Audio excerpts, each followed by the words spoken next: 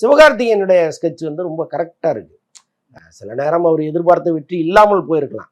ஆனால் அவருடைய பர்ஃபார்மன்ஸில் எங்கேயாவது குறை வச்சிருக்காரா அப்படின்னு பார்த்தீங்கன்னா இல்லை. அதே மாதிரி சினிமாவில் நடிக்க வர்ற ஒருத்தர் வந்து இந்த சினிமாவை முதல்ல தெரிஞ்சுக்கணும். ஒரு படம் தயாரிக்க வராரு அல்லது நடிக்க வராருன்னா முதல்ல இந்த சினிமா வந்து நமக்கு இவ்வளோ கொடுக்குது, நம்ம கையிட்டேருந்து அவ்வளோ பணத்தையும் திரும்ப பிடுங்கும், மறுபடி கொடுக்கும், இப்படிங்கிற ஒரு அடிப்படை எத்திக்ஸ் ஒரு லா இருக்குல்ல.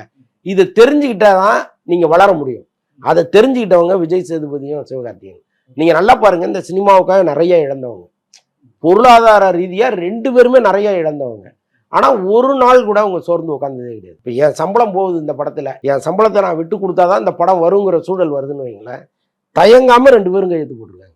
எடுத்துக்கங்க, படத்தை ரிலீஸ் பண்ணுங்க, நான் இந்த படத்தில் விட்ட பணத்தை நான் அடுத்த படத்தில் வாங்கிக்கிறேன் அப்படிங்கிற அந்த பக்குவம் இருக்குல்ல, இன்னைக்கு பல நடிகர்கள்ட்ட கிடையாது.